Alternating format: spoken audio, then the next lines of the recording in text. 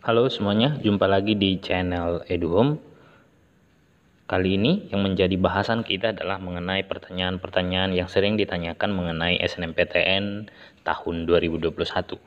Ini saya dapatkan dari kolom komentar yang berada di video sebelumnya. Mudah-mudahan itu bisa membantu sehingga tidak ada pertanyaan-pertanyaan lagi mengenai hal tersebut. Apa saja kira-kira? Yang pertama, banyak yang bertanya di kolom komentar mengatakan bisa atau tidak lintas minat gitu.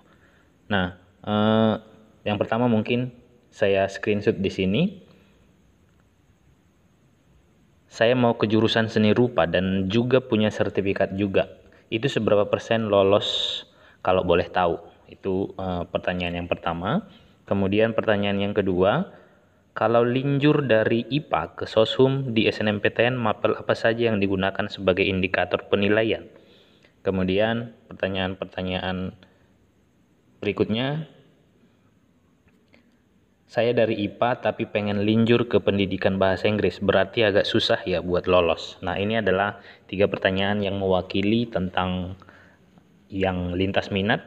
Di sini boleh saya bilang bahwa lintas jurusan itu disarankan untuk tidak dilakukan, tetapi bukan berarti tidak bisa dilakukan. Itu adalah dua hal yang berbeda, ya. Disarankan untuk tidak dilakukan, tetapi boleh dilakukan. Mengenai lulus atau tidaknya itu jadi urusan yang kedua. Tetapi lintas minat itu boleh, cuman disarankan tidak dilakukan. Kenapa disarankan untuk tidak dilakukan? Kita bahas di sini. Di sini dikatakan, pemeringkatan siswa dilakukan oleh sekolah pada dasarnya memperhitungkan nilai pelajaran sebagai berikut. Untuk jurusan IPA ada 6 mata pelajaran, yakni matematika, bahasa Indonesia, bahasa Inggris, kimia, fisika, dan biologi.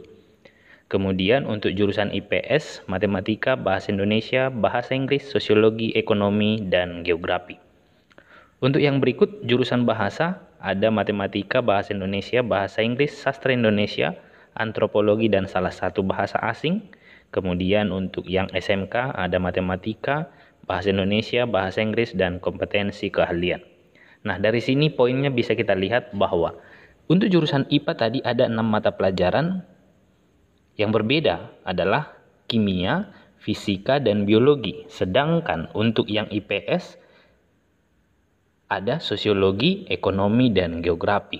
Nah, kalau misalnya kamu dari IPA ke IPS, lintas jurusan, tentu yang dinilai nanti adalah sosiologi, ekonomi, dan geografi. Dan rupanya di rapormu itu tidak ada ketiga mata pelajaran ini. Tentu otomatis nilai dari ketiga mata pelajaran ini tentu akan kosong pada saat pembobotan dari keseluruhan nilaimu nanti pada saat SNMPTN. Misalkan logikanya seperti ini. Untuk setiap mata pelajaran itu, ke-6 mata pelajaran ini ada nilai tertentu. Jadi misalkan seperti ini. Kamu dari IPA, lintas jurusan ke IPS, berarti otomatis kamu tidak memiliki mata pelajaran sosiologi, ekonomi, atau geografi. Atau mungkin kamu memilikinya, tapi hanya satu. Akan ada mata pelajaran peminatan yang kamu ambil, misalkan kalau kamu jurusan IPA mungkin akan kamu ambil nanti peminatan yang IPS itu sosiologi kah, ekonomi kah, geografi atau yang lain sebagainya. Demikian juga untuk jurusan IPS mungkin akan ada peminatan kimia atau fisika atau biologi. Nah, dari situ kalau misalkan kamu dari jurusan IPA ke IPS, dari harusnya 6 mata pelajaran yang punya nilai, kalau kamu ambil yang lintas jurusan, otomatis kamu hanya memiliki kemungkinan besar 4 mata pelajaran. Kira-kira seperti itu, ya. Nah, dengan 4 mata pelajaran, kemungkinan untuk lulusnya itu ada, tetapi akan lebih kecil jika kamu punya 6 mata pelajaran yang bisa dinilai. Kira-kira seperti itu untuk penjelasan kenapa disarankan untuk tidak lintas jurusan. Pertanyaannya kemudian adalah apakah bisa lulus? Bisa. Tergantung nanti total bobot keseluruhan nilaimu dibandingkan dengan siswa-siswa yang lain. Kalau misalkan nilaimu lebih tinggi dari keseluruhannya, baik itu nilai rapor, kemudian nilai dari alumni, nilai dari sekolah, tentu kamu akan jadi yang masuk di SNMPTN. Tetapi kalau misalkan nilaimu lebih rendah, otomatis bukan kamu yang masuk di SNMPTN. Begitu kira-kira. Coba kita lihat lagi, memperjelas. Kita lihat di sini ada dua rapor, satu rapor yang IPA, satu rapor yang IPS. Kita lihat di sini ada 3 kelompok, kelompok A, kelompok B, dan kelompok C, sama-sama 3 kelompok. Tapi bisa kita lihat untuk yang IPA, ya, untuk yang IPA ada kelompok C, peminatannya adalah matematika, fisika, biologi, kimia, bahasa dan sastra Inggris, dan bahasa Prancis. Kemudian untuk kelompok peminatan yang IPS ada geografi, sejarah, sosiologi, ekonomi, bahasa, dan sastra Jepang. Misalkan anak yang IPA ini lintas jurusan ke yang IPS, otomatis yang dinilai itu berdasarkan nilai rapor ini hanya 3 mata pelajaran. Kenapa?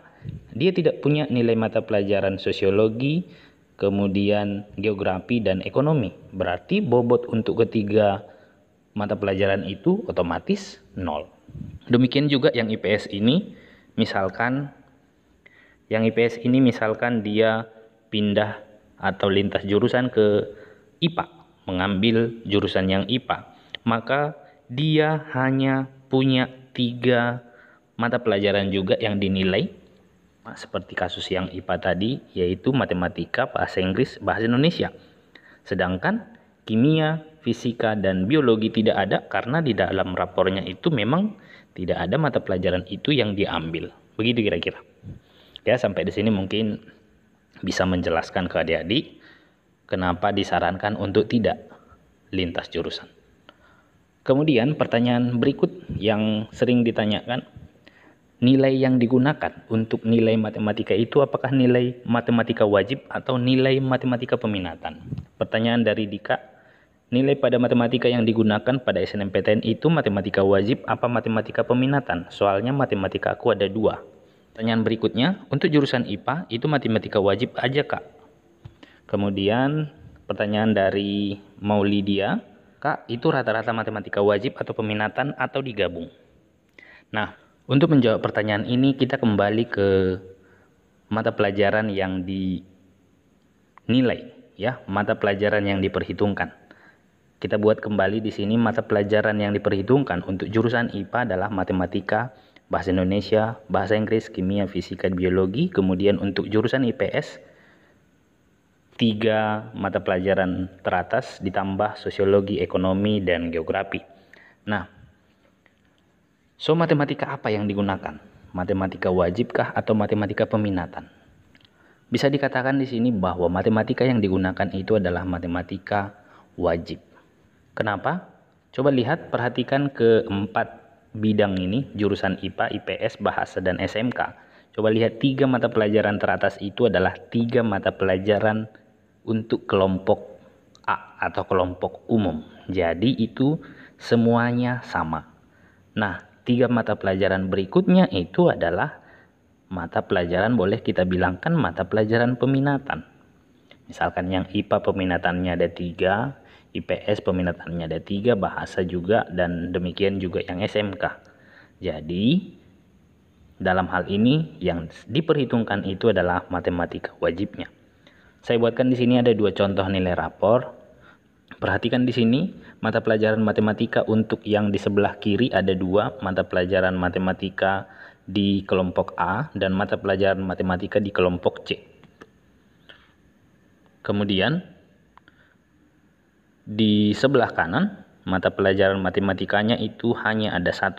Nah, seandainya nilai yang digunakan pada saat penilaian SNMPTN itu adalah nilai gabungan dari matematika, baik itu matematika wajib dan peminatan, saya pikir nanti akan tidak fair untuk anak-anak yang IPS. Kenapa? Karena dia hanya punya 1 mata pelajaran matematika, sedangkan yang IPA justru punya 2. kemungkinan besar anak IPA akan diuntungkan karena dia punya 2 mata pelajaran matematika di setiap semesternya.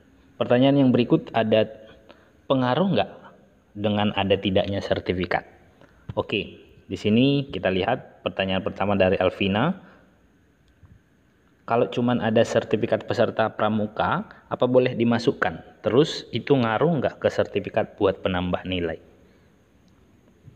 Kemudian pertanyaan berikutnya adalah, kalau tidak punya sertifikat gimana? Oke, mengenai sertifikat, apakah ada pengaruhnya? Jelas ada pengaruhnya. Karena apa? Tidak mungkin itu diminta kalau tidak ada pengaruh. Itu yang pertama. Yang kedua, kalau tidak punya sertifikat bagaimana?